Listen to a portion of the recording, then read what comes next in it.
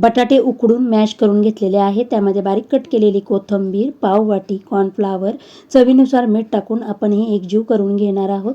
छान असा आपला गोळा तयार झाला की आपण त्याचे छोटे छोटे लिंबा एवढे गोळे तयार करून घेऊया. गॅसवर मी पाणी गरम करायला ठेवलेले आहे. त्याच्यामध्ये हे सर्व बॉल टाकल्या हे सर्व तळाला जाऊन बसतात. जसजसे पाण्याला उकळी येईल तसे हे हलके होऊन वर तरंगायला लागतात. आता हे सर्व बॉल काढून आपण थंड पाण्यात टाकूया. 1 मिनिटाने आपण हे काढून प्लेटमध्ये काढून घेणार आहोत.